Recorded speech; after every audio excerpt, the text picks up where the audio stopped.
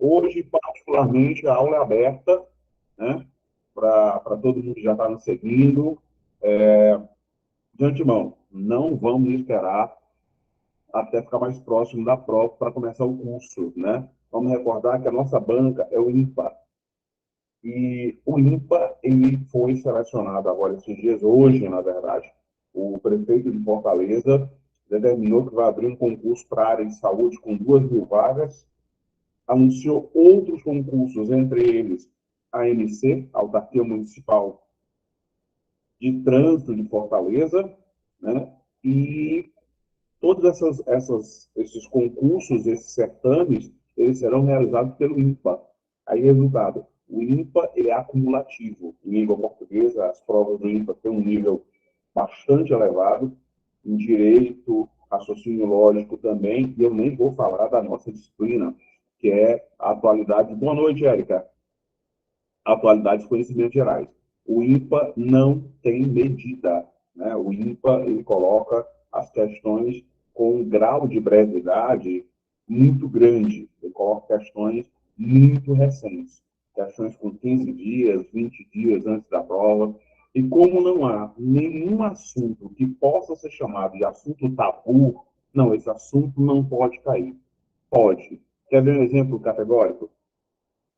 Os senhores recordam que agora o STF ele decretou o fim da prisão especial para quem tem nível superior?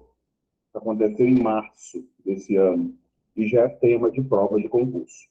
Março desse ano. Tá? Boa noite, Suzana. Muito recentemente, o Deltan Dallagnol, né, que foi o procurador-chefe lá no Paraná, da Operação Lava Jato, ele foi cassado também já a questão de concurso relativo a isso. Então, como não existe assunto tabu, todo e qualquer assunto pode ser cobrado. Tradicionalmente, o INPA ele gosta de um conjunto de assuntos. Ele gosta de política, economia, meio ambiente, muito comum, tá? Relações internacionais, guerra da Ucrânia, crise política na França, golpe no Níger, novo governo no Paraguai, novo governo em El Salvador, tá? Todas essas mudanças, e principalmente a política nacional. Se nós tivéssemos um concurso só tratando de política nacional, nós teríamos centenas de milhares de questões. Tá? Se caísse só sobre a composição ministerial do governo Lula atualmente, já é o suficiente para deixar muito concurseiro tarimbado a ver navios, principalmente na minha área, atualidade, porque todo mundo deixa a atualidade para estudar só no final. Não. Isso aí falta 15 dias, eu leio ali um jornal, dá certo. Tradicionalmente não dá certo. Preta Ferreira, você tem que mandar no chat, porque eu estou sem retorno de áudio. Levantou a mão aí. O som não está chegando aí? Tranquilo? Pergunta que valendo R$ 1 milhão, né? Em barras de ouro, que vale mais que dinheiro, de acordo com o Silvio Santos. Todo mundo já pegou o material, já teve acesso ao PDF, tá? Pronto, vou dar um zoom aqui rapidinho no nosso material, só para você ver qual é a nossa linha de trabalho, né? Boa noite a todos quem chegou depois aí. Eu sou o professor Brando, ser humano mais psicopata da área de atualidades e assim por diante. Essa é a nossa aula de hoje, ó, mostrando aí o nosso PDF, né? O nosso PowerPoint. E aqui do lado, né? Deixa eu abrir aqui o nosso PDF. Cadê? Eu acho que é esse aqui. Pronto. Certinho? Vou dar um zoom rapidinho nesse material que já está disponível. Eu já antecipo, ninguém no estado do Ceará se deu ao trabalho de fazer isso aqui, ó. A composição do STF da época do José Sarney até o presente momento, ó. Claro, vários desses aqui já se aposentaram, né? Teório Zavascki morreu, Joaquim Barbosa se aposentou, Herons Grau se aposentou, Ricardo Lewandowski se aposentou agora em maio, Menezes Direito se aposentou, né? Essa é a composição de 1989 até o presente momento, né? Já incluindo o ministro indicado pelo atual presidente, já empossado, o senhor Cristiano Zanini, que foi o advogado pessoal do Luiz Inácio, né? Nós temos aqui a composição do STF, o STF tem como presidente a dona Rosa Weber, que em outubro deste ano ela vai se aposentar, significa dizer que nós teremos mais uma vaga no STF, tranquilo? Mas é só um zoom. Composição da Câmara de Deputados, composição do Senado, é um assunto recorrente. Estrutura política partidária, né? A importância do Brasil no cenário internacional, ó, o Brasil fazendo parte do Conselho de Segurança das Nações Unidas, tá? Os novos ministros do Luiz Inácio e uma coisa também que muita gente não tem, a ex-ministra do turismo, né, que estava envolvido com milícia e tal, já foi defenestrada. Ela já pegou o caminho da roça dela. Então está aqui, nós temos um novo ministro do turismo, que é o Celso Sabino, que já atuou na Secretaria de Turismo anteriormente, né? Ministério da Cultura, a nova senadora pelo estado do Ceará, né, a dona Augusta Brito, que ocupou a vaga do atual ministro da Educação, o senhor Camilo Santana, que é só um zoom, ok? A invasão do Congresso dia 8 de janeiro, né? O projeto de lei polêmico 2630, esse projeto ele nem chegou a ser votado, foi chamado de APL da censura, né? Queria barrar as ações aí, as atividades relativas às redes sociais, né? Era a ampliação do projeto de lei de fake news. Quem está conduzindo isso, ou quem tentou aprovar esse troço, foi aí o senhor Alexandre de Moraes, né? O ministro-chefe, o presidente aí do TSE, Tribunal Superior Eleitoral, e também ministro do STF. Cassação do Deltan Dallagnol, CPMI do 8 de janeiro, né? Toda CPMI ela tem uma estrutura que é presidente, vice-presidentes e o relator, né? Então, o presidente da CPMI é o Arthur Maia, do União, lá da Bahia. A relatora é a senadora Lisiane Gama. Só que tem um problema, a Lisiane Gama, ela é vinculada, ela é parceira do ministro da Justiça, o senhor Flávio Dino. Só isso já deveria ser suficiente para comprometer a participação dela, mas não foi. E aí, de novo, né, nós temos aí cearense envolvido, que é o senhor Cid Gomes, né? Que os cearenses é igual a precisão. O cearense está em tudo que é lugar. É ministro, é artista, é presidenciável. Onde tiver uma confusão grande, tem no mínimo um cearense envolvido, no mínimo. Ou causando a confusão, ou o som está ruim, o som não está chegando aí não. Lindalva, só sai e volta para ver se o som melhora, porque só você está reclamando do som. Né? E como eu estou sem retorno, eu não quero usar o som da webcam, para não ficar reverberando. Ó, tem muita gente aí que está dizendo que, pronto, a Gisele está dizendo que o som está ruim. A Kenia está dizendo que o som está ótimo. O áudio está ótimo. Eu já não sei dizer qual é o retorno. Vê se não é a tua conexão, né? Porque quando meu som está ruim, ele aparece aqui. E até o presente momento parece estar normal. Dá uma olhadinha aí, pessoal. Beleza? Viram aí e já tiveram acesso a esse material? Nós já podemos dar um sacode. Como a nossa aula é breve, né? É uma aula aberta, nós vamos ter mais ou menos 1h30, 1h alguma coisa de aula, eu coloquei menos questões. Eu coloquei só 15 questões. Mas há uma diferença. Eu coloquei 15 questões, mas eu resolvo as 15 questões. Né? Eu desmantelo item a item principalmente porque as questões que tratam de conhecimento gerais, de atualidades e outros aspectos, essas questões, tradicionalmente, elas são repletas de ideologia. Então, quem monta essas questões tem a sua ideologia própria. É de direita, é de esquerda, é ideologia de centro, não importa qual é a ideologia, mas não se pode levar, não se deve levar a nossa ideologia para. Ah, eu sou de direita, ótimo. Sou de esquerda, ótimo. Eu sou centro, ótimo. Isso não pode interferir na hora que você for resolver os assuntos, resolver as questões, porque isso atrapalha a sua linha de raciocínio. Tá? Você não está lá para discutir ideologia. Você está lá para resolver as questões, acessar seu cargo público, e aí depois você vai fazer o que você quiser. PT, PCdoB, PV, cria um partido só para você, não tem a menor importância. Então, cuidado ao analisar as questões, para não atravessar os assuntos e não cair numa armadilha comum chamada de achismo. Tá? Achismo é a morte dos concurseiros. Ah, eu acho que eu não acho nada. As questões de concurso, sejam elas de quaisquer conteúdo, português, raciocínio lógico, não importa.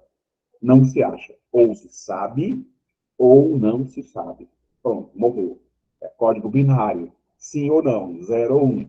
Então, considerando isso, na aula de hoje, a gente vai abordar política, política nacional, política internacional, relações internacionais e alguns desdobramentos que são comuns. Eu, tradicionalmente, começo com política, porque você entendendo política, você vai entender o desdobramento econômico.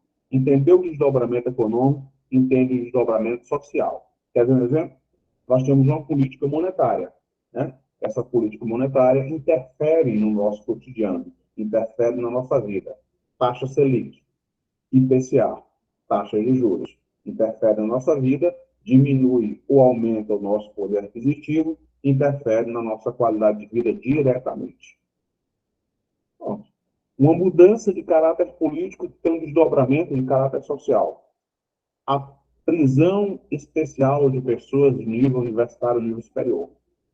O STF, especialmente o senhor Alexandre de Moraes, que também é o presidente do TSE, ele entende que não há necessidade de uma prisão especial para indivíduo com nível superior, porque ele já é privilegiado pelo fato de ter nível superior.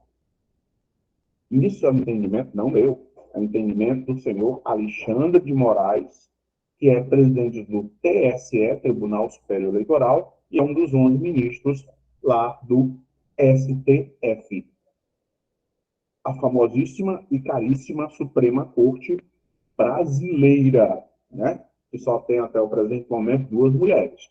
Rosa Weber se aposenta agora em outubro, e aí provavelmente vai abrir mais uma vaga, e há uma possibilidade de indicação de outra mulher, né? Já um grupo político já está se formando para ver quem será indicada para essa vaga. Tranquilo? Considerando isso, vamos ao nosso PowerPoint, o nosso conteúdo propriamente dito, né?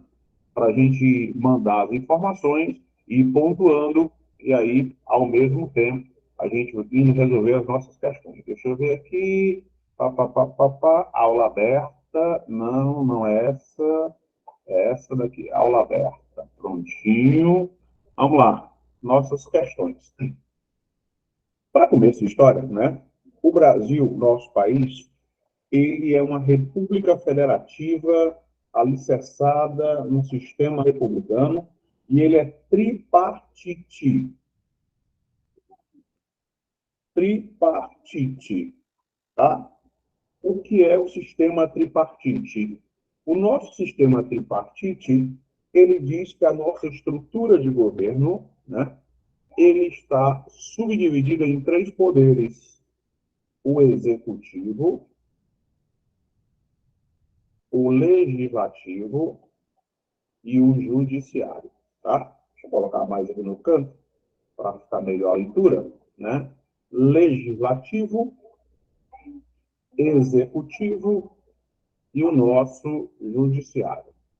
O legislativo cria as leis, né? A nossa Câmara Alta e Câmara Baixa. Câmara Alta o Senado e Câmara Baixa, a Câmara de Deputados. Não se engane, a Câmara Baixa é que é a Câmara importante, porque a Câmara Baixa, a Câmara de Deputados, representa o povo, e o poder emana do povo, né? Aí nós temos aqui o Executivo, que é quem de fato governa, Executivo estadual, federal e municipal. No caso de vocês vão fazer um concurso para a área municipal, né? E, por último, o tal do judiciário, né? Algumas competências são exclusivas do judiciário. O nosso sistema jurídico, penal e constitucional diz que esses três poderes, legislativo, executivo e judiciário, são totalmente independentes e harmônicos. Harmônicos, né? Cada um no seu quadrado, sem interferir na área do outro. Sendo assim, o judiciário ele não pode caçar deputados. Não pode. Assim como o legislativo também não pode governar. Assim como o executivo não pode arbitrar as questões judiciais. Tá? Essa é a estrutura do Estado brasileiro, noções básicas de constitucional. Mas nós estamos no Brasil. Aí no Brasil as coisas não funcionam bem assim. O STF, o Superior Tribunal Federal, acha que pode caçar deputados, acha que pode governar, e não é uma questão ideológica, é uma questão jurídica prática. Tá? E aí o senhor Luiz Inácio foi eleito, né? Aí você pode contra-argumentar, não, eu não votei nele, ele não é meu presidente. Lamento dizer para vocês, mas ele é sim seu presidente. Tá? Mesmo que você não tenha votado nele, ele foi eleito, acabou, teve um segundo turno, foi eleito, morreu Maria Preá, aí eu não gosto dele. Continua sendo seu presidente, é o chefe do Executivo Federal e é o representante legal do Brasil no mercado externo. Inclusive, o Brasil ocupa agora uma cadeira no Conselho Rotativo, né, de Segurança da ONU.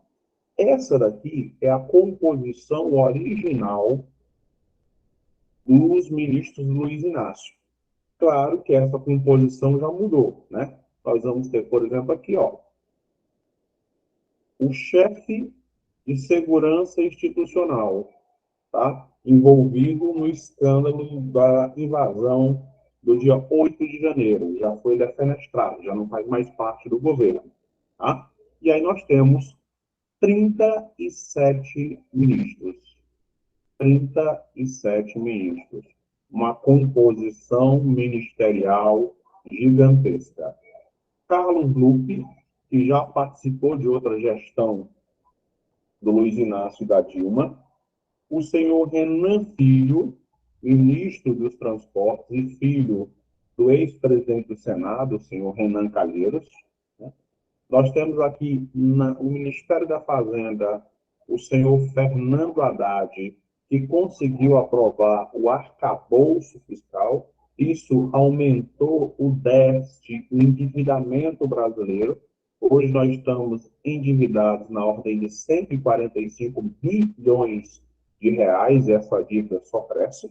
Nós temos aqui a candidata derrotada Simone Tebet, e mesmo derrotada, membro do MDB, ela recebeu um ministério, né? Do Planejamento e do Orçamento.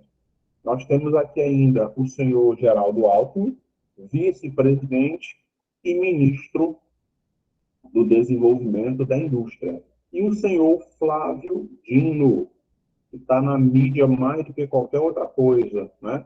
Que é o ministro da Justiça. Foi 2 vezes governador do estado do Maranhão, e o estado do Maranhão é o estado mais pobre do nosso país. A capital mais pobre do país é São Luís. A segunda capital mais pobre do país é Maceió. A quinta capital mais pobre do país é Fortaleza. Coincidentemente, as capitais mais pobres do nosso país, todas elas estão situadas no Nordeste. Não sei qual é o grau de coincidência ou inapetência disso. Aí nós temos aqui um representante cearense, né? o senhor Camilo Santana, que foi eleito para o Senado, mas foi convocado para o Ministério da Educação. Inclusive, ele vai ampliar as escolas de tempo integral, foi anunciado hoje. Nós temos Dona Marina Silva, a eterna ministra do Meio Ambiente. Estranhamente, quando nós tivemos o acidente de Brumadinho, em 2019, e o acidente de Mariana, em 2015, ambos em Minas Gerais, Dona Marina Silva não falou absolutamente nada. Não escreveu uma linha sequer sobre as questões dos acidentes ambientais que ocorreram ali em Minas Gerais. Aí nós temos ainda Luciana Santos, né? Carlos Fávaro, na agricultura, o agronegócio é fundamental para a economia brasileira. Nós temos aqui do turismo, que foi defenestrada, né? Não é mais a Daniela Vaguinho, agora é o Sabino, né?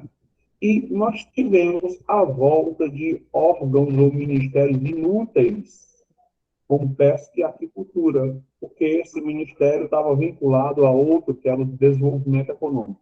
Nós temos aqui dos esportes, a Ana Moser, ex-jogadora de vôlei, né?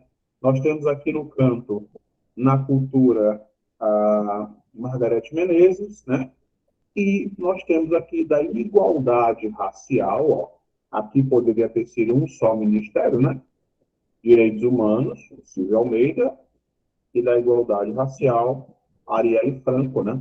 Irmã aí da vereadora assassinada Marielle Franco. Composição ministerial do governo Luiz Inácio, né? Essa composição ministerial aumentou assustadoramente os custos do nosso governo. Então, à medida que os custos do nosso governo aumentam, os nossos custos operacionais também aumentam, né? Isso aí é inevitável. Quanto maior a composição ministerial, mais cara será manter esse governo. Nós já temos a Suprema Corte mais cara do planeta. Mais cara do planeta. Além do fato de a máquina administrativa, quando eu digo máquina administrativa, em todas as esferas, estadual, municipal e federal, em muitos casos está inchada. Nós temos em prefeituras, estados e na União funções de concursados que não existem mais. E a pessoa continua dentro do sistema porque ele foi concursado, fez concurso, foi aprovado, então o cara está lá por direito, né? Então, onde foi esse setor? Datilógrafo, onde é que nós vamos usar datilógrafo ainda? Não tem mais função, ele não foi remanejado. Assessorista para elevadores, o cara fez concurso para isso, tá? Não foi remanejado. Fora uma série de outras histórias. Por isso, há uma proposta que tramita há 30 anos de enxugamento da máquina administrativa. Mas isso não vai acontecer tão cedo, porque não é um dos planos da atual gestão. Por conta disso, o nosso executivo, o nosso governo federal, representado pelo senhor Luiz Inácio Lula da Silva, já está aí com 8 meses, né, entrando no 8º mês de governo, e até agora, politicamente falando, não análise minha, análise de conjuntura internacional, não disse ainda a que veio. Nosso país está vivendo uma recessão, nós estamos vivendo aumento do desemprego, há uma proposta de reestatização de algumas empresas que foram privatizadas. Então, isso manda um recado muito forte para o cenário internacional e faz com que vários investidores e aplicadores de dinheiro simplesmente saiam do Brasil. Essa é a minha estrutura do executivo. Mas nós temos também uma estrutura de judiciário. Recordem que nós temos 3 poderes instituídos: legislativo, executivo e o judiciário. E o nosso judiciário, ele é extremamente complicado, né? Está aqui o nosso judiciário. Eu já fiz 2 modificações, né? Aqui nós temos o Celso de Mello. Celso de Mello se aposentou, e aí entrou a indicação do senhor Jair Bolsonaro, né? Que é o senhor André Mendonça, ministro do STF. Sai também o senhor Ricardo Lewandowski, se aposentou em maio, e entra o senhor Carlos Zanin, a indicação do senhor Luiz Inácio Lula da Silva. O STF tem em sua composição 11 ministros. 11 ministros, tá? Em tese, esses 11 ministros jamais poderiam ter uma votação empate, né? Seria impossível que isso acontecesse, né? Nós temos aí um empate técnico. Não, é impossível. Mas nós estamos no Brasil. Então, 5 ministros votam a favor, 5 ministros votam contra e um ministro se abstém. Quando acontece esse empate, muitas vezes quem vai resolver essa questão é uma figura presente no STF chamado de decano. O decano é o ministro mais antigo do STF. E o decano, até 2030, é esse senhor aqui, o senhor Gilmar Mendes, que é o decano do STF, e já mandou prender alguns funcionários da Polícia Federal, né, e da Receita Federal, porque ele não quis abrir a sua declaração de imposto de renda e caiu lá na malha fina. Nós temos também, no cenário político da América Latina, e quando eu falo de América Latina, né, eu estou me referindo à América do Sul, eu estou me referindo à América Central, tá, e também ao México. Até 2019, nós tínhamos uma onda política de direita, né, da situação. Para observar bem aqui, assim, que nós tínhamos governos mais à direita do espectro político, inclusive com a eleição no Brasil do Jair Bolsonaro, né? Passou 2019 até 2023, a direita ela começa a perder espaço para a esquerda novamente, né? Então, na Argentina, nós vamos ter aqui a eleição do Alberto Fernandes. A Argentina está vivendo uma crise econômica tremenda. A inflação da Argentina bateu 114%.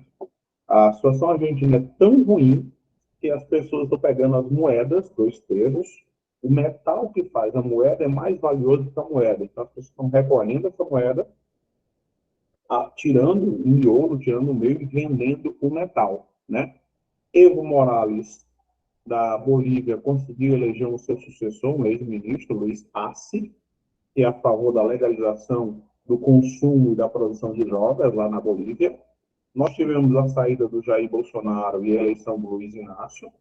No Chile, o Gabriel Boric, né, o mais novo presidente, tem 35, 36 anos, ele, inclusive, é a favor da desmilitarização da polícia militar. Ele quer que a polícia militar não exista mais no Chile.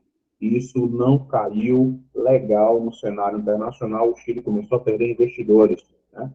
Pela primeira vez na história da Colômbia, um governo de esquerda, né, Gustavo Petro, perdão, Gustavo Petro aqui, e com o Gustavo Petro, essa semana, você deve ter visto no jornal, o filho dele foi preso, tá?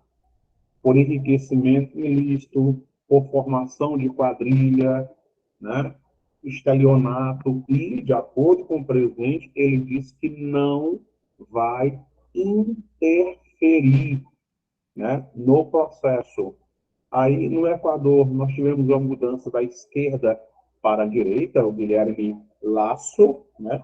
No Peru, né? O Peru, nós tivemos uma situação muito estranha. O presidente eleito, ele tentou um golpe branco, né? O que é um golpe branco? Ele tentou dissolver o Congresso, né? Só que ele foi impeachmentado em 30 horas. E hoje, o presidente do Peru não é Pedro Castillo, tá? É a sua vice-presidente, a Dina Boluarte, tá? Até que um novo processo eleitoral seja realizado. Colômbia, Bolívia, Peru são países que são classificados como narcoestados, ou estados controlados pelo narcotráfico. Tá? E uma mudança considerável vai acontecer, não na América do Sul, mas na América Central, né? Que é a eleição desse rapaz aqui, ó. Está revolucionando a política de El Salvador. Nayib Bukele. A primeira coisa que esse cara fez foi ampliar as Forças Armadas, ampliar o poder de polícia e um amplo programa de combate à corrupção. O próximo programa dele é diminuir, né, o número de municípios do país, além de ter adotado também o Bitcoin como moeda. Isso aí é revolucionário, já foi tema de prova. Qual é o lance de diminuir o número de municípios? Tá? O Brasil tem 5.570 municípios. Existem municípios que só têm 3 mil habitantes, 5 mil habitantes, 10 mil habitantes. Né? Eu não sei qual é a cidade de vocês, mas em Fortaleza nós temos bairros que têm 100 mil habitantes. Bairros que têm 100 mil habitantes. Nós temos bairros em Fortaleza, em São Paulo, Rio de Janeiro e tal, nas grandes capitais, que bairros são maiores que municípios.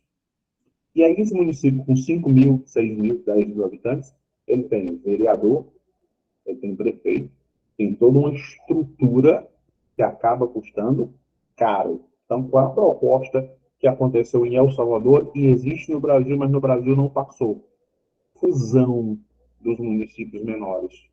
Fundir 2 municípios, transformar em um só. A arrecadação será a mesma e os custos serão menores. É uma proposta que existe no Brasil, mas está sendo executada em El Salvador. Tranquilo? Bora lá, vamos correr, porque senão não tenho tempo de resolver minhas 15 questõezinhas e o nosso foco hoje da aula aberta é resolver principalmente questões. Não apenas questões, claro. Conteúdo e questões, né? Nós temos aqui. Nós tivemos também uma eleição agora no Paraguai. Hoje é 1º de agosto, daqui a 14 dias, o novo presidente do Paraguai vai assumir, vai ser o segundo presidente mais novo da América Latina. O primeiro segue sendo Gabriel Boric, do Chile. E a economia do Paraguai deu uma melhorada. Né? Deu uma melhorada. Há um projeto de ampliação da chamada Ponte da Amizade, né? Ponte que foi feita entre o Brasil e o Paraguai em 67, em que o Paraguai entrou com a amizade e o Brasil entrou com a ponte, né?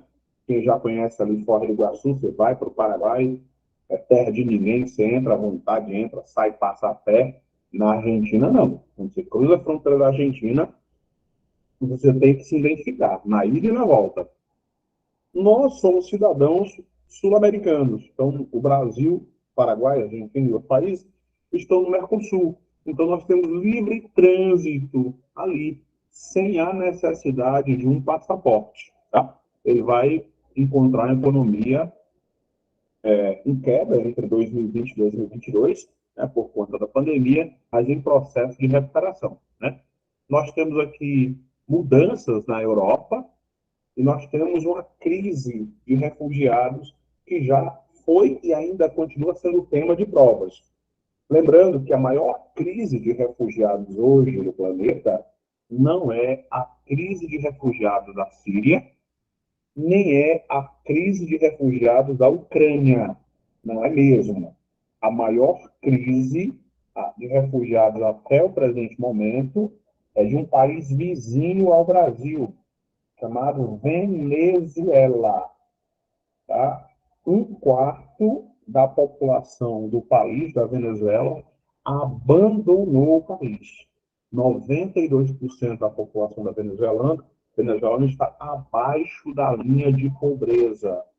Tá? Nós temos uma situação parecida na Argentina, em que 42% da população está abaixo da linha de pobreza. E os governantes estão muito bem obrigados. Né? E aí nós temos aqui as crises, 2 crises simultâneas. Eu coloquei uma do lado da outra para a gente fazer as conexões. Aqui à sua esquerda, nós temos as idades de aposentadoria. 67, 65,8, 65,6, tá? Pronto. A idade de aposentadoria do Brasil é 65, né? Tirando os aposentados especiais de magistrados, deputados e o judiciário como um. E aí o que, é que vai acontecer? A Europa como um todo, os países europeus aqui, é uma população velha, é uma população envelhecida. E essa população envelhecida, ela precisa de mão de obra. E essa mão de obra, tradicionalmente, vem daqui, ó. Vem da África e da Ásia. Só que eles querem uma mão de obra específica, branca, nível superior, letrados. Mas o que está acontecendo não é isso. O que está acontecendo é que muita gente está fugindo da Síria, está fugindo da própria Ucrânia e estão chegando em massa, né, a rodo, em quantidades absurdas, especialmente em duas regiões. Aqui, na proximidade da Espanha com a África, tanto é que existe um muro de separação aqui em Melilla, e estão chegando também na França, porque a França é o país que mais teve colônias aqui nesse continente, na África. Nigéria, Argélia, Líbia, Mali, foi fundado pela França. Então, esses caras têm duas línguas, tem o árabe e tem o francês. Então, eles se mandam para a França. 10% da população francesa é de origem muçulmana. E aí, se você observar bem aqui do canto, ó, olha a crise que a França está enfrentando. Por isso, o presidente Emmanuel Macron propôs uma reforma previdenciária, que não foi aceita, porque ninguém vai querer trabalhar mais para se aposentar mais tarde, né? Nós temos aqui um tema que é recorrente, que é a guerra da Ucrânia. Nós temos um gráfico de 49, mas rapidinho para a gente adiantar ao nosso lado. Essa confusão começa um pouco antes, ainda na época do Stalin, quando acontece o Holodomor, né? Deixado para morrer. Quando Stalin, que governou a Rússia de 1922 até 1954, né, uma ditadura comunista na União Soviética, ele criou um programa agrícola em que os ucranianos se rejeitaram a entregar os seus grãos e morreriam de fome. Então, ele criou campos de extermínio, né, na Ucrânia, os Holodomor, né, deixado para morrer. Depois, quando acontece a Segunda Guerra, depois da quebra do pacto entre os russos e os nazistas, os ucranianos foram acusados de ajudarem os exércitos nazistas. Em 91, a União Soviética deixa de existir, né, o esfacelamento e o fim da Guerra Fria, por assim dizer, né? E em 94, a Ucrânia, que era a maior província, a maior república russa, assina esse tratado, o chamado Tratado de Budapeste. Nesse tratado, a Ucrânia se comprometia a devolver as armas nucleares à União Soviética, né? Deixou de existir, passou a ser a Rússia, devolvia as armas nucleares à Rússia, devolvia os submarinos nucleares à Rússia, desde que a Rússia assinasse um documento, um compromisso, que jamais invadiria a Ucrânia, ou jamais faria guerra com a Ucrânia. Bem, só quem cumpriu esse tratado foi a Ucrânia, né? Em 2004 acontece a Revolução Laranja, em que os ucranianos se revoltam com a interferência do governo russo em sua ex-república. Em 2014, a Rússia, não respeitando o Tratado de Budapeste, invade e anexa a Crimeia, fica no sul da Ucrânia, por onde passam os gasodutos e oleodutos russos, que são fundamentais para o abastecimento energético da Europa, né? E aí, em 22, né, ano passado, o estopim da guerra, a possibilidade da Ucrânia entrar na OTAN, a Organização do Tratado do Atlântico Norte.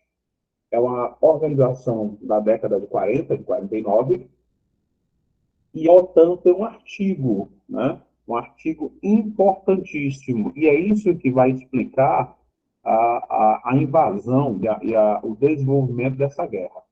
O artigo 8 da Constituição da OTAN, né, diz que uma agressão a um país da OTAN corresponde a uma agressão a todos os países.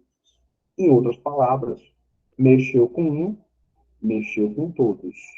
Por que é que a Rússia não invade a Polônia? Porque a Polônia faz parte da OTAN. É, Alex, o Lula diz isso mesmo, que a Venezuela, que o conceito de democracia é relativo, né? Embora os livros digam que não, mas aí é coisa do presidente Luiz Inácio, né?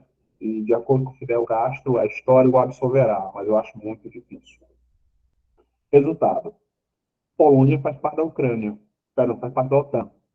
Turquia faz parte da OTAN. Então, se a Rússia invade a Turquia, ela não vai lutar com a Turquia, vai lutar com a Turquia e mais 32 países. Por isso, o Vladimir Putin, que está no governo da Rússia há 20 anos, não tem interesse que os países do leste europeu ingressem na OTAN. Porque uma coisa é você lutar com a Ucrânia, outra coisa é você lutar com 32 países. Embora a Rússia seja um país com um enorme arsenal bélico, né? Uma quantidade enorme de armas nucleares e também bombas termobáricas. Uma bomba termobárica, ela literalmente toca fogo no ar. Ela explode, ela vai consumindo todo o oxigênio da região até transformar tudo em cinza. E agora a polêmica se a Ucrânia pode ou não pode usar bombas de fragmentação. Para a gente pode parecer estranho, mas a guerra tem regras estabelecidas no Tratado de Genebra. Você não pode usar balas envenenadas, balas pode usar. Bala envenenada, não, não pode usar.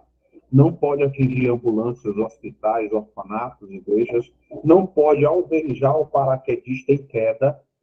Não pode. Quando ele chegar no chão, passa fogo. Mas enquanto ele está descendo, não pode ser alvejado. Regras da guerra.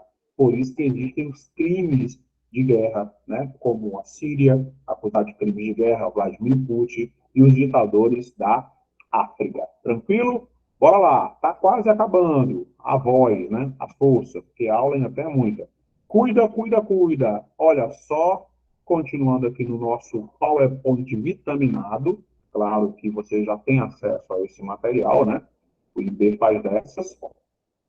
No dia 24 de fevereiro do ano passado, nós já temos mais de um ano de guerra, a Rússia reconhece a independência de províncias da Ucrânia. Kherson, Zaporizhzhia, Donetsk e Lugansk. Essas províncias se solicitaram sua independência porque nessas províncias existem mais russos do que ucranianos. É uma tática utilizada há mais de 20 anos pelo Vladimir Putin. Ele começa a mandar cidadãos russos para as províncias, esses russos começam a se multiplicar, e aí o que acontece? Ele faz a intervenção argumentando que está defendendo os interesses da população russa.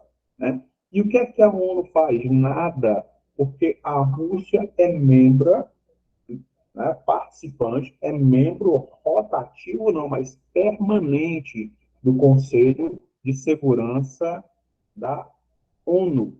Então, a Rússia tem um poder que é o poder de veto. Se a ONU propuser uma ação contra a Rússia veta. E quando a Rússia não veta, a China se abstém da votação. Por que, é que a China se abstém? Porque a China também tem um rabo preso. A China tem um problema com Taiwan, a China tem um problema com o Tibete, a China tem um problema com morte, lavagem cerebral e doutrinação com os uigures, que são muçulmanos que habitam os territórios da China, que são perseguidos e massacrados, né? E ninguém fala sobre nada.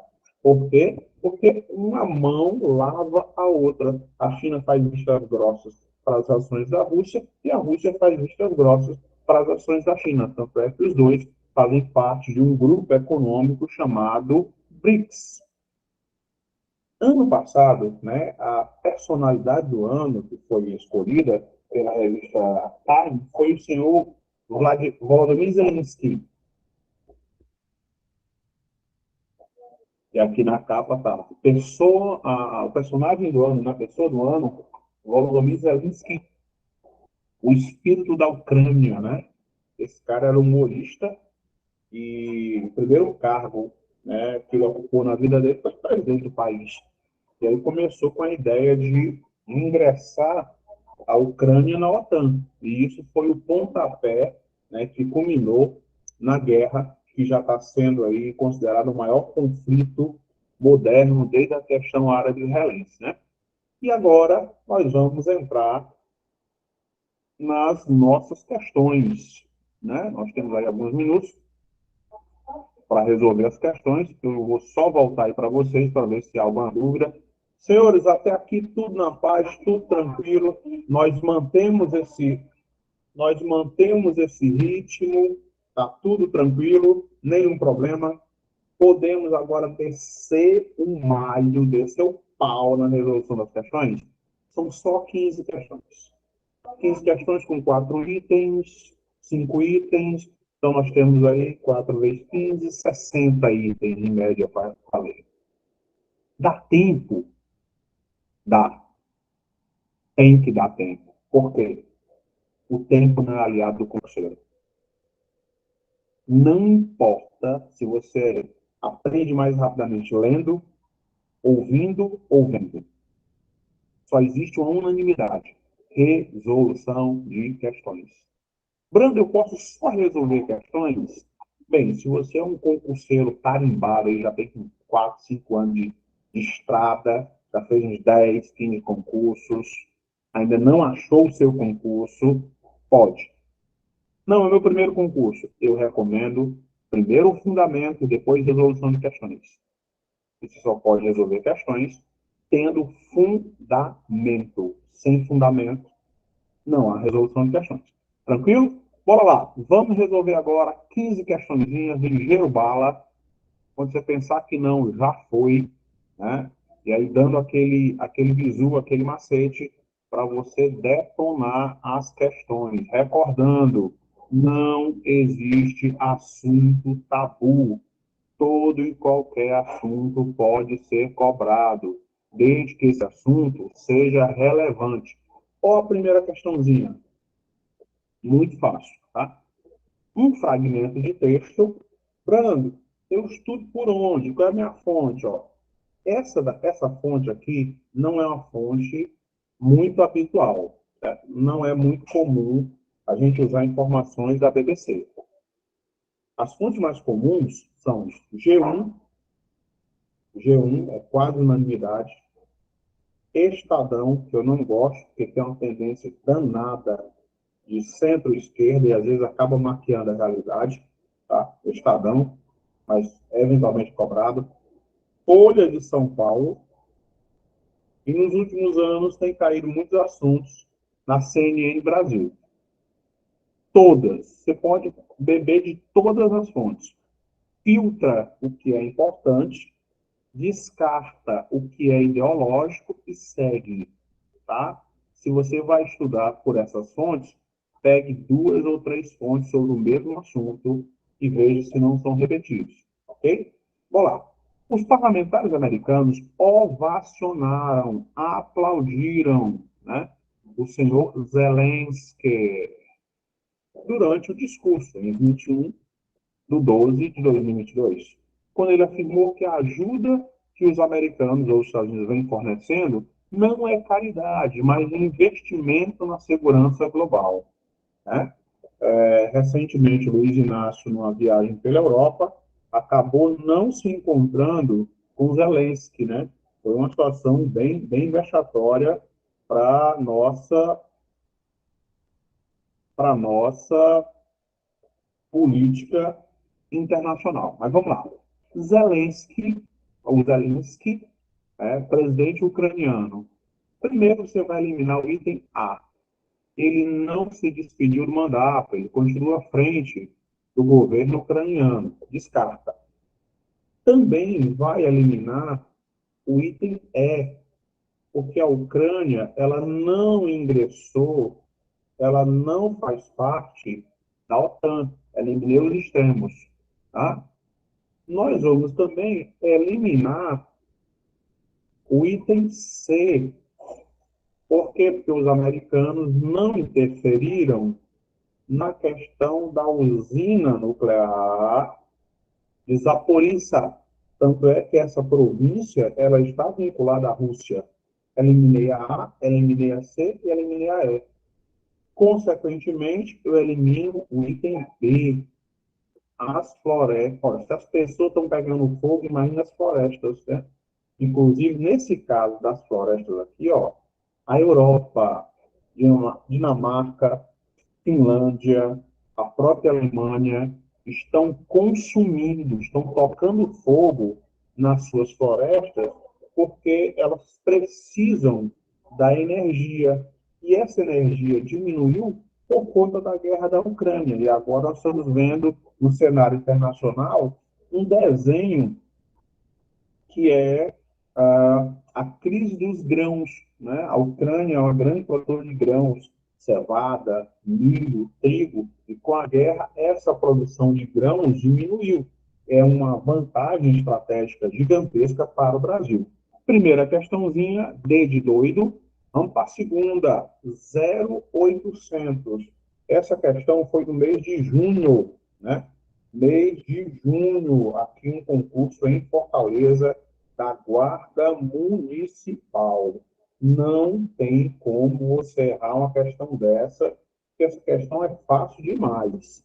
No Brasil, assim como o Ministério da Saúde, o Ministério da Educação é bastante conhecido pela população, sendo responsável para tratar a educação em geral, a qual abrange entre outras áreas, o ensino fundamental, né?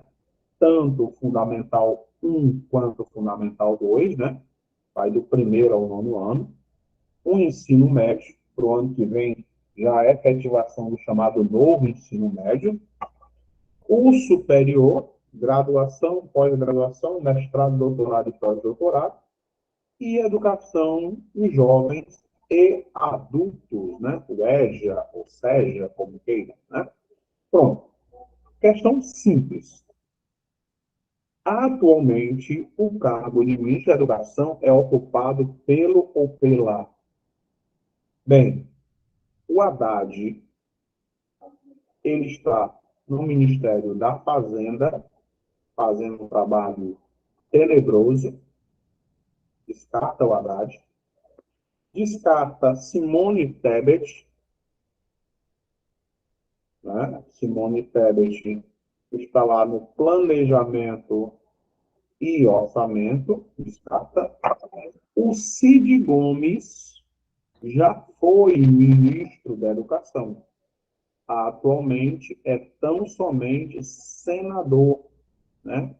E é vice-presidente da CPMI no dia 8 de janeiro, sobrando tão somente o senhor Camilo Santana, filho do político de carreira Eudoro Santana. Né? Então, segunda questãozinha, C de casa. Terceira questão. Essa questão não foi uma questão muito boa, também sobre política nacional. Né? Essa questão acabou pegando muito concurseiro com as calças na mão, porque ela teve um caráter quase que específico, né? Quase que específico. Por que quase que específico?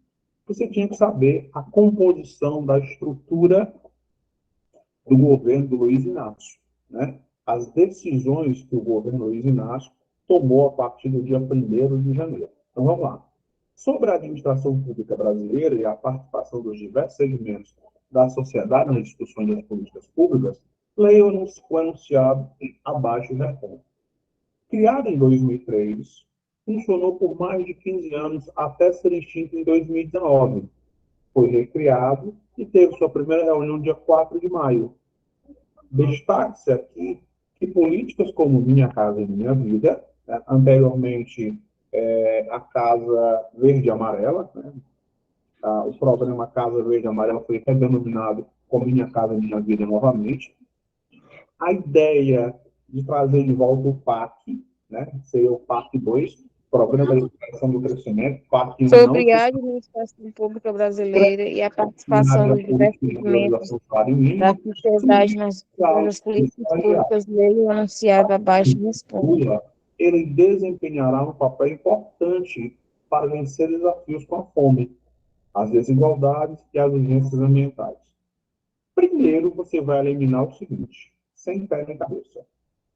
O grupo de trabalho interministerial nunca foi extinto, sempre existiu, né? Quando vários ministérios se unem em prol de uma causa comum, combate à fome, é uma parceria do Ministério do Desenvolvimento Social com o Ministério da Agricultura, por exemplo, lá no Ministério da Saúde, então sempre existiu. Conselho Administrativo da Petrobras nunca foi extinto. Inclusive, esse conselho ele já foi dirigido pela Dilma, quando a Dilma teve a ideia estranha de comprar uma refinaria lá nos Estados Unidos, em Pasadena. Você tem uma refinaria de petróleo fora da área territorial do Brasil, você tinha que mandar o petróleo daqui para lá, refinar e fazer de volta, aumentando os custos. Foi desastroso a administração da Dilma frente ao Conselho de Administração da Petrobras. A C e a D eliminada. Dois itens. Colegiado de líderes do Congresso Nacional. Sempre existiu, tá? Enquanto houver Senado e Câmara e Deputados, o colegiado de líderes do Congresso vai existir. Consequentemente, o que foi extinto e foi revitalizado na gestão Luiz Inácio chama-se Conselhão. Conselho de Desenvolvimento Econômico e Social Sustentável. Por quê? Porque tanto vai tratar das questões econômicas quanto das questões que impactam a vida do brasileiro. Minha Casa Minha Vida, Programa de Aceleração do Crescimento, crédito consignado, salário mínimo. E aí o governo lançou um programa que é o perdão da dívida, né, dos brasileiros tem dívida de até R$ 100 com os bancos. Mas só antecipar para vocês, não existe gratuidade. Gratuidade é conversa para boi dormir. Alguém vai pagar essa conta, e quem vai pagar essa conta somos nós, ou principalmente quem não está devendo, né? O que é que mantém o inadimplente, o adimplente? Você compra e paga tudo direitinho, e aí a pessoa não conseguiu se organizar economicamente, foi negativada, sei lá o quê, mas continua comprando, né? E aí, resultado, esse ônus, esse custo, é arcado por todos nós. É o que vai acontecer nesse programa governamental e social do atual governo. Tá? Questão número 3, B de bola. Questão número 4, né? É uma questão relativamente simples. Eu só adaptei no sentido de atualizar, porque é comum que a nossa banca traga isso aqui, ó. Não, né? Não. Deixa eu fazer uma correção aqui. Tem dois números 3, né? Deixa eu ver aqui. Dois números 3. Então, corrijam aí, gente, que eu deixei passar dois números 3. Então, vai ter 16 questões e não apenas 15. Então, deixa eu correr. O acontecimento político mais relevante do ano de 2022, inquestionavelmente, foram as eleições previstas para outubro. Atento aos representantes políticos que foram escolhidos nesse pleito, marque a alternativa que apresenta o cargo que não foi disputado nas eleições passadas. Não foi disputado nas eleições passadas. Governador foi disputado, senador foi disputado, governador foi eleito seu Eumano, né, de Freitas, senador foi o senhor Camilo Santana, né, depois foi substituído pela Augusta Brito, que era a primeira suplente, né, deputado estadual foram vários eleitos, menos o meu, então não ocorreu ano passado eleição para prefeito. Tranquilo? Eleição para prefeito. Essa é a questão número 4, né? Então, vou pular 4, vamos direto para 5, para não gerar confusão. Olha só, a quinta questão, ela foi prova do CFO, Formação de Cursos de Oficiais da PM, né? Já ocorrido esse ano. E é uma questão um pouco mais puxada, um pouco mais rebuscada. A nossa banca, tradicionalmente, trabalha no circuito ABCD, mas isso não invalida, de jeito nenhum, a resolução da mesma. Vamos lá. Por que a Rússia invadiu a Ucrânia em 2022? A invasão da Ucrânia, toda vez que você pega um texto longo desse, você vai marcando as palavras-chave para adiantar o seu lado. A invasão da Ucrânia pela Rússia ocorreu no início de 2022. Ela foi motivada pelo avanço da OTAN no leste europeu. Então, o que você vai fazer? Você vai marcar as palavras importantes. Invasão da Ucrânia pela Rússia. Tá? Foi motivada pelo avanço da OTAN no leste europeu e por questões geopolíticas entre os dois países envolvidos. Por que a Rússia invadiu a Ucrânia em 2022? Trata-se de algo multifatorial. Então, você marca multifatorial. Aí você vai perceber, ó, que eu posso fazer a conexão. Invasão da Rússia, da Ucrânia pela Rússia, é multifatorial, vários fatores. A Rússia invadiu a Ucrânia dia 24 de fevereiro de 2022, após uma escalada de tensões que havia tido início poucos meses antes. Algumas das motivações que conduziram a esse cenário no leste europeu, uma maior aproximação da Ucrânia com organizações como a OTAN. Aí você vem para cá, ó. A Ucrânia se aproximando de organizações como a OTAN e a União Europeia. Tá? Com essas marcações, eu consigo, sem nenhum problema, reduzir meu texto a 3 frases, a um período. São compreendidas mediante a análise das relações históricas entre ambos os países. Entre as relações históricas citadas no texto e questão entre as razões apontadas pela Rússia para justificar a guerra, podemos citar A ou O. Primeiro, você vai eliminar o item A. A Ucrânia nunca teve império. O império sempre foi império russo. A região da Crimeia pertencia a Catarina Grande, a czarina Catarina Grande, né? Depois, você também vai eliminar de cara, sem nenhum problema, o item C de casa, a vingança contra o Holodomor, né? O ucraniano, deixado para morrer. Não foram os soviéticos, não foram os russos que morreram de fome, foram os ucranianos. Eliminei 2 questões.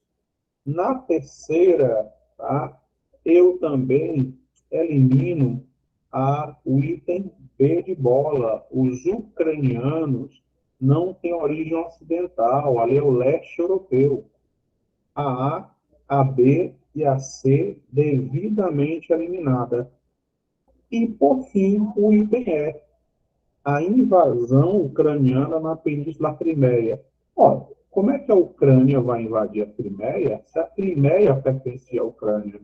Então, a justificativa é o genocídio, né, do povo russo que habitava essas províncias da Ucrânia, que solicitaram a sua independência e tiveram seu reconhecimento pelo governo do senhor Vladimir Putin. Né? Vamos para a sexta. A sexta é uma questão já desse ano, né? Uma questão relativamente tranquila, uma questão simples. É uma questão tão simples que você nem precisa saber quem são os demais. Saber tão somente o foco em questão, a questão, o cerne da questão, o ponto principal. Luiz Inácio Lula da Silva foi eleito com 60,3 milhões de votos no segundo turno das eleições de 2022. A diplomação do presidente eleito foi realizada no dia 12 de dezembro, em que certifica que a Justiça Eleitoral Brasileira realizou a apuração das urnas, como também analisou as contas dos partidos e atestou a verdade das eleições.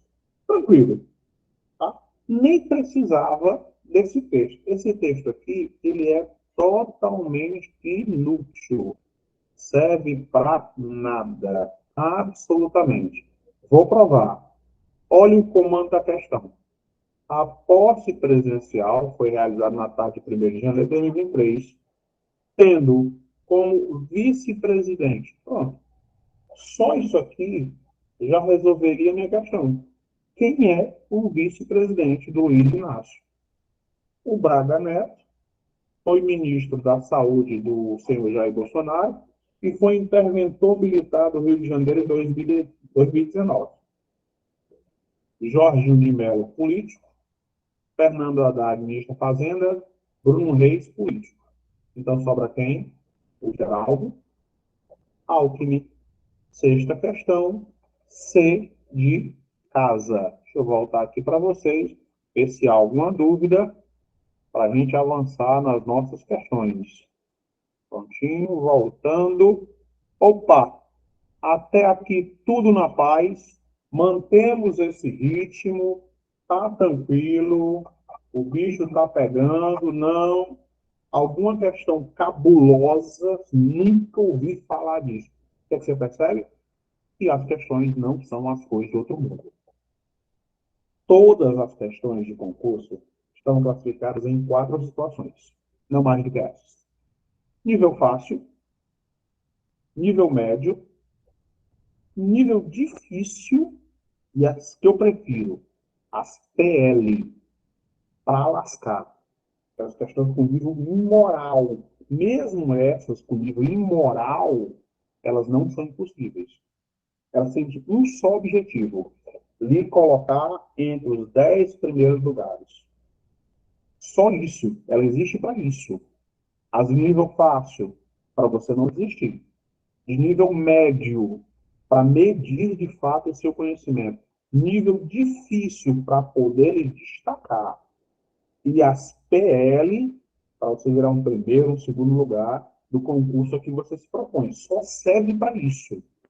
Porque o primeiro lugar recebe exatamente igual ao último lugar. A diferença, primeiro lugar. Né? Primeiro lugar, só isso. Não vai receber nem um tostão a mais, mas vai ser convocado primeiro. Aí tem toda uma diferença, né? Ralou, gastou dinheiro, se dedicou. Lerê, lerê. Primeiro lugar. Né? Acabou-se. Ninguém vai tomar isso de você. Primeiro lugar. Ah, tá no meio da discussão com a sua mulher. É o seu primeiro lugar. Morreu. É conversa para encerrar uma discussão da ONU. Tranquilo? Mas só serve para isso. Então, quem ainda não se inscreveu com a gente com o IB, corre, corre. Ah, o concurso está longe. Não confie nisso.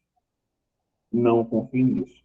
O tempo não é aliado de ninguém. Bora lá. Pau na máquina que está acabando a voz, né? A fome já está apertando aqui. Vou já fazer aqui meu miojo, a vitamina dos campeões. Cuida! Ó, nós estamos na sexta questão, vamos para a sétima questão. Tranquilo? Sétima questão, só de ler dá uma dor no juízo da pessoa, mas é o que temos para agora. Bem que nem preciso ler esse texto todo. Por questão de tempo, eu não vou ler esse texto. Mas dia da prova você tem que ler. Olha só. O comando da questão. Atento ao assunto abordado no texto e à composição do novo governo, marque a alternativa que indica a pasta ministerial assumida pela senadora Simone Tebet. Em outras palavras, qual é o ministério da Simone Tebet? Tá? Prontinho. Ministério da Simone Tebet. Ela assumiu qual pasta? Vamos eliminar. A agricultura não foi. A agricultura foi o senhor Carlos Fávaro. Tá? Carlos Fávaro. Inovação e serviços públicos. Também não foi. Foi a senhora Esté Deu EC, eliminei o item. B, Ministério do Desenvolvimento Social, também não foi. Esse aqui foi o senhor Milton Dias. Logo, a dona Simone Tebet, que chamou Lula de ladrão, de corrupto, de pilantra, de analfabeto, e depois foi fazer parte do governo dele, assumiu o Ministério do Planejamento e Orçamento. Olha a questão número 8, gigantesca, mas tem uma vantagem, é uma questão de assertiva. As questões de assertiva, à medida que você vai resolvendo as questões, o item vai se descortinando. Isso é extremamente importante para a gente. Sem precedentes na história brasileira, a trágica invasão dos interiores das sedes do Palácio do Planalto, Supremo Tribunal Federal e Congresso, ocorrida no dia 8 de janeiro, ó. 8 de janeiro, tá? Só lembrar, Supremo, Congresso e Palácio Planalto, dia 8 de janeiro foi invadida. Tranquilo? Aí continua.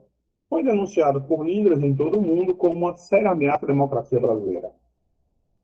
Além de ter atingido as sedes representativas dos três poderes, instituições basilares ou que estão na base da nossa República, o que é mais grave, a ação dos vândalos também causou grande prejuízo ao patrimônio artístico nacional, com a destruição de obras de arte de valor artístico e financeiro imensuráveis. E aí você vai julgar verdadeiro ou falso, tá? Vamos lá.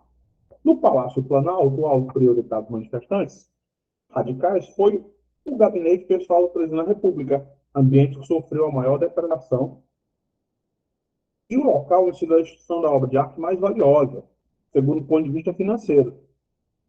De acordo com os especialistas, a tela Abaporu, né? Se você é professor de literatura, professor de história, né? Abaporu. Quase tudo é verdade.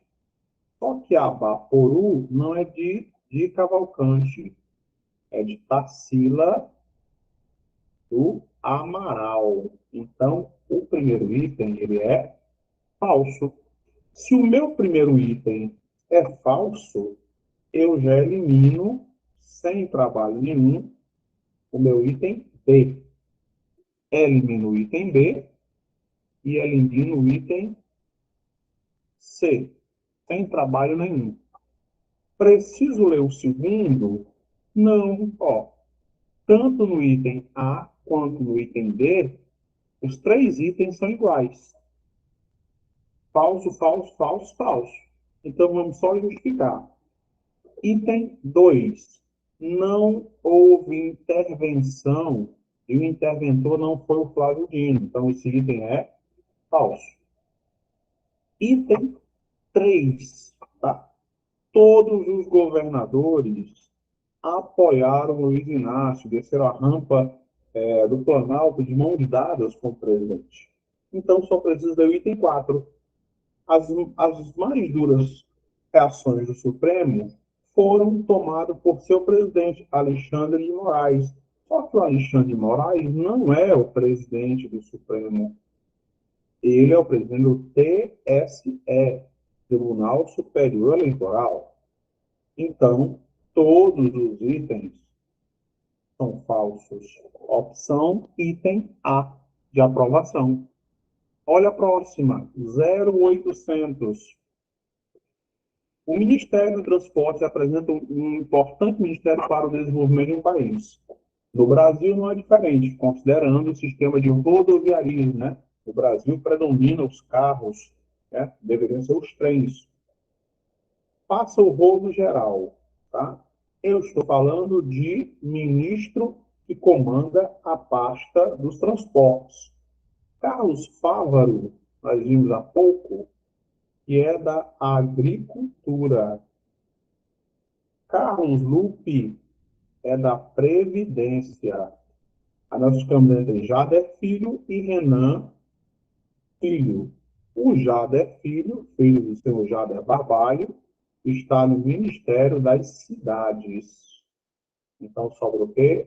Renan Calheiros Filho, que é do setor de transportes, e prometeu, entre outras coisas, passagem de avião a R$ 200 para quem é estudante, aposentado e funcionário público. Até agora, ele não disse como é que vai cumprir essa promessa. Questão número 10, tá? No ano de 2022, a Rússia invadiu a Ucrânia. Dentre os motivos alegados, um deles foi o seguinte: primeiro, por que é que houve a invasão, né? Você elimina essa daqui, ó. A Ucrânia não é nazista. Elimina. Elimina também o item B. A Rússia é uma das maiores produtoras de armas e tráfico de armas. É só se lembrar que a arma mais comumente usada pelos bandidos no planeta e os terroristas é a AK-47. Amitov Kalashnikov 47, criada por Kalashnikov, russo, em 1947. Tá? A e B. Libertar presos políticos? Quais? Não havia presos políticos, consequentemente, ó, aumentar os gasodutos. Né? A ocupação, a justificativa, porque a Ucrânia é estratégica para a Rússia. Tá? Os gasodutos e oleodutos da Rússia têm que passar pela Ucrânia em direção à Europa Ocidental. Né? Questão número 11, 0800. Né? Há muito pouco tempo, esse país era um narco-estado, assolado por grandes e altíssimos índices de homicídio e latrocínios. No entanto, com a eleição de Fulano, esse país implantou um novo programa de combate à violência e à corrupção, se transformando em um novo modelo de gestão pública na América Latina. Bem, não pode ser a Venezuela, né? A Venezuela é um dos países mais corruptos e violentos do mundo. Descarta. Não pode ser o Peru, porque Pedro Castillo não é mais o presidente do Peru, né? É a Dina Boluarte. Não pode ser o Gabriel Petro, da Colômbia, porque o Gabriel Petro já está alinhavando, pensando em fazer um acordo com as Farc, Forças Armadas Revolucionárias da Colômbia, esse grupo de narcotráfico que apoia e tem parceria com o PCC e o Comando Vermelho do Brasil. Então, nós temos como alternativa C de casa. A 12, questão recentíssima. Recentemente, Deltan Dallagnol, deputado federal eleito pelo Paraná, teve seu registro de candidatura invalidado por decisão unânime.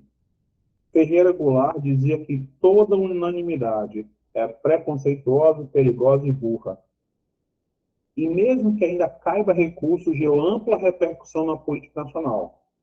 Qual das opções abaixo, né, se refere ao tribunal responsável por essa decisão? Ora, se for uma decisão de caráter eleitoral, não pode ser o militar. O militar trata das questões militares. Deltan não era militar. Também não foi o STF, porque o STF não tem poder jurídico para caçar, para propor a impugnação de um deputado ou um senador. O Tribunal de Justiça também não foi, porque não praticou crime da justiça comum. Se foi um crime, foi de caráter eleitoral. Foi argumentado que ele cometeu um crime no que se refere à lei da ficha limpa. Tá? O problema foi a unanimidade. Então, a questão número 12, C de casa. Questão número 13, sobre a PL 2630, que nem chegou a ser votada, a chamada PL da censura. Então, vamos passar o rodo. Primeiro, ela não foi votada e muito menos sancionada. Quando uma lei ou um projeto de lei é sancionado, significa que ele já foi previamente aprovado. Não foi o caso. Você também vai eliminar o item D. Por quê? Porque o Luiz Inácio não propôs reforma política. Ele até propôs reforma fiscal. Tanto é que o arcabouço fiscal foi aprovado e vai ser implementado até 2032. mas reforma política, de jeito nenhum. Dois itens eliminados. Vamos eliminar também, tá? Por quê? Porque até agora não se comprovou, nem se desmentiu a participação, a conivência do governo federal. Hoje mesmo, o presidente da comissão, né, solicitou as imagens ao senhor Flávio Dino. Flávio Dino está se negando a fornecer as imagens do circuito interno. Ora, fornecendo as imagens, nós saberemos quem realmente, se foram bolsonaristas, se foram urbans, se foram terroristas, quem foi que, de fato, invadiu aquelas dependências. Né? Estranhamente, o ministro da Justiça está travando o processo investigativo. Né? E um dos empecilhos, uma das dificuldades, é o presidente da Câmara, o senhor Arthur Lira, que agora se põe na situação de opositor ao governo Luiz Inácio. Né? 14ª questão, é uma questão um pouquinho mais puxada, né? A estrutura do Estado tripartite brasileiro, legislativo, executivo e judiciário, é a base de nossa democracia. Essa mesma democracia, com seu sistema de pesos e contrapesos, propõe a harmonia e a independência desses poderes. Mas e quando esses limites são rompidos? Como fica a nossa democracia? Simples, não fica. Ela flerta, né, ela paquera com medidas ditatoriais, em alguns casos verdadeiramente autocráticas. Né? Um texto aí, o Diário do Fim do Mundo, que é um projeto meu, considerando o exceto na fragmento de texto, você tem que saber quem é quem, né? Quem é o presidente da Câmara, quem é o presidente Supremo, quem é o procurador-geral da República, o presidente do Senado Federal e o presidente do Tribunal Superior Eleitoral. O presidente da Câmara é o senhor Arthur Lira. Então, bem aqui assim, vai o número 1. Né? Número 1. Se o número 1 vai bem aí, eu já consigo eliminar o item A, e já consigo eliminar o item C. Só preciso analisar mais uma, né? Quem é o 5? Então, volta para cá. Presidente do Superior Tribunal Eleitoral. O presidente do Superior Tribunal Eleitoral é o senhor Alexandre de Moraes. Pronto. 5. 1, 5. Né? Só tem um item que termina com 5, é o item D. Pronto. Por tabela D de dado. Super tranquilo. E aí, a nossa última questãozinha, né, que é importante demais, especialmente para quem tem nível superior.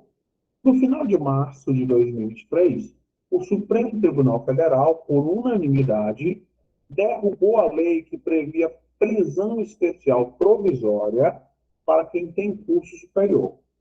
Conforme a Agência Brasil, os ministros acompanharam o entendimento do ministro Alexandre de Moraes, relator da ação protocolada pelo PGR, Procuradoria da República, que questionava o benefício previsto no Código do Processo Penal, CPP. Que benefício foi derrubado para quem tem curso superior e estava preso provisoriamente? Primeiro, você vai eliminar os absurdos, né? Direito a uma alimentação melhor? Não. Inclusive, a família pode prover o alimento do preso. Não necessariamente um preso de nível superior, a não ser que tenha problema de saúde. Elimina o item A. Tá? Na sequência, o trabalho nos presídios não é obrigatório, é opcional. O presidiário que trabalha, ele vai abatendo as horas trabalhadas do seu tempo de reclusão. Elimina A e elimina B. Tá? Direito a mais horas de visitas. Não. O direito de visita é exatamente igual para todos. A, B e C eliminado. E o item D é absurdo, não realizar os trabalhos de limpeza dos banheiros. Isso não existe. Consequentemente, eu tenho como alternativa aqui o item E. Direito a ficar em uma cela separada dos demais detentos, né? Isso até o trâmite julgado, ok? Depois do trâmite julgado, o indivíduo condenado, aí ele vai para a carceragem comum, tá? Não haverá mais distinção nenhuma. Isso é em caráter provisório, em trâmite julgado. For julgado, condenado, desce para a cela comum, junto com os demais condenados. Tranquilo? Caríssimos, quem ainda não fez a sua inscrição com o IB Concurso, faça, né? O nosso edital já está aí, a nossa prova já está se aproximando, é muito conteúdo e se você precisa de uma assistência maior, procure o IB. Nós vamos ficando por aqui. Bom descanso a todos, nós nos encontramos em breve. Abraço, fui!